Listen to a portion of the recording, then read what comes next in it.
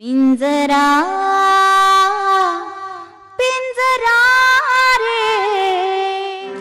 बरं बरं, मी मी मी मी आता फोन ठेवते, पण ऐक ऐक ऐक, माझा फोन ठेवल्यानंतर लगेचच माझा कॉल डिलीट करायचा आहे। ठीक आहे, मी आता फोन ठेवते। कोणचा फोन होता? हा नाही, फोन म्हणलं कोणचा होता? मित्राचा। अरे वा, म्हणजे सगळेच जण इकडे आहेत।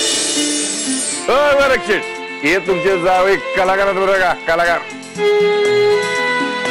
गोरख दादा, बरं झालं तू आलास।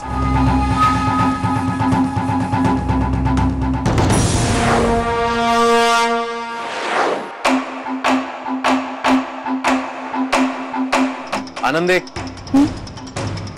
काम कर, नारायणीला सांग मी बाहेर बोलवतो।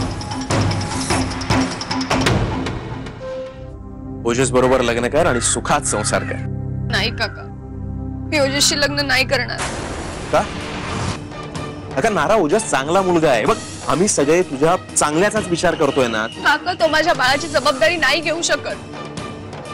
हे बघ आम्ही सगळ्यांनी विचार करून हा निर्णय घेतलाय, आम्ही कोण कशाला वाईट करू तुझं? नाही, तुम्ही किती काही म्हटलं ना, मी ओजसशी लग्न करणार नाही। नाही म्हणजे नाही। ठीक आहे, मग तुझं काय करायचं ना हे तू ठरव। एक तास काय, एक मिनिट पण द्यायची लायकीची नाही ती।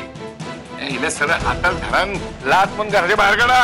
फालतू का माहितीये, मी करतो ते पाहिजे तर। मला असं वाटतं तात्या जे म्हणतात ना, आपण तसंच करूयात। नारायणी जर लग्नाला तयार नाही झाली तर खरंच धक्के मारून बाहेर काढेन।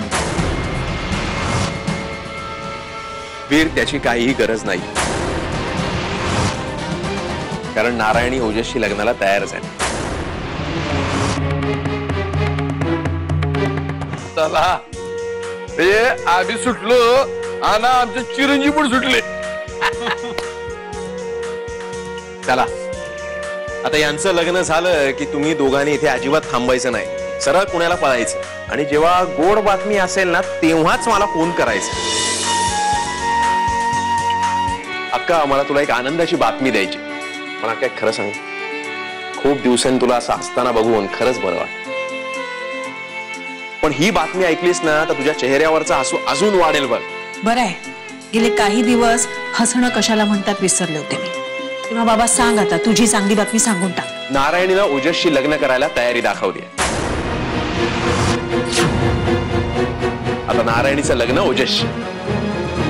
गावातल्या गोरगरिबांना सुद्धा लग्न करायला मी मदत करते, आर्थिक मदत करते, त्यांच्या लग्नाला मी जात नाही। त्याचप्रमाणे या लग्नालाही मदत हवी असेल तर मी पैसे पाठवून देईन, पण मी जाणार नाही या लग्नाला। ठीक आहे, जशी तुझी मर्जी। सांगणं माझं कर्तव्य होतं, ते मी सांगितलं। तू नाही तर नाही, मी दादाला घेऊन जातो। हे बघ, नारायणीच्या लग्नाचं जर दादाला कळलं ना तर त्याला सगळ्यात जास्त आनंद होतो। त्याच्या आयुष्यात 4 आनंदाचे क्षण येतील, त्याचं आयुष्य वाढेल। आणि आम्ही गेल्यानंतर जर तुझा निर्णय बदलला तर नारायणीच्या लग्नाला ये, आपल्या गावातल्या मंदिरातच करणार आहोत, उद्याचा मुहूर्त। अहो, पण आता झाली ना ती लग्न तयार, मग का बोलताय तिला? हे बघ आनंदी, लग्नाला तयार झाली म्हणजे का उपकार नाही केलं तिने आपल्यावर? उपकारच केलेत रे बाबा। भाऊजी, तुम्ही एक काम करा, आजच त्या ओजसला ड्रेस देऊन या। मी नारायणीला तिची खरेदी दाखवून आल्या। आता तिच्या पोराला बाप मिळणार, तिला संसार मिळणार, म्हणून मुठभर मास हिच्या अंगावर चढलंय बघ। कसं होणार रे हिचं? म्हणूनच मला आवडते। आई, खरं सांगू का, तिच्या मनात ना कुठल्याच वाईट गोष्टीला थारा नाही। तिच्या मनात जसं आहे ना तसंच्या तसं जग जर तयार झालं ना तो कोणीच दुःखी होणार नाही, सगळे तिच्यासारखे होते। आलेला क्षण मनापासून जगणार।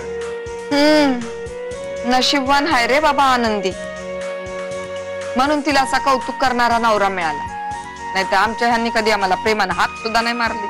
आई, तसं पाहिलं तर अख्ख्या गावात हो मिसेस हाक मारणारा नवरा फक्त तुझ्याच नशिबात आलाय।